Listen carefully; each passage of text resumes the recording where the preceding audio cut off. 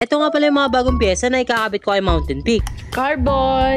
Good day mga paps, nandito pa nga pala si Mountain Peak at hindi ko siya sinwap kasi binilan ko siya ng mga bagong pyesa na mas magpapapogi sa kanya. Ito nga pala yung una, integrated handlebar na ang brand ay Black INC. Second hand na nga pala to pero nasa good condition pa din kaya kinuha ko. Nabili ko nga lang pala to ng 1,700.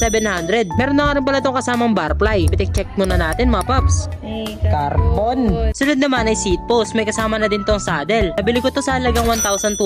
Ang brand nga pala ng seat post na to ay Black INC din, tapos itong saddle naman ay Specialized. Pitik check natin mga paps. Carbon! Kinuha ko na nga rin pala tong crankset na Jory na ang BBI Shimano. Good condition pa naman siya at makinis pa ang crank arm. Yung chainring na nakakabit ay Decas na oval na size 38. Sinama na din ng seller yung original na chainring niya mga paps. Nabili ko naman to sa halagang 1,900. So ang total nakuha ko dito sa tatlong item ay 4,800. Salamat nga din pala sa smooth transaction na si Sir Cian Cuebencil Viamelo. O nga pala bala ko ipagpalit tong Speed 1 torpedo ni T-Reach sa Sagmit Secret B12 ni Mountain Peak. Papapalitan na din natin sa wakas tong crankset na kinakalawang ni Mountain Peak. Pati na din tong seat post niya, may kabigatan din kasi mga paps. System nga pala nito ay carbon, baka ilipat ko to sa Sagmit dahil may bago din akong carbon drop bar. So update ko na lang pala kayo mga paps kapag nakabit ko na to. Yun lang, ride safe palagi.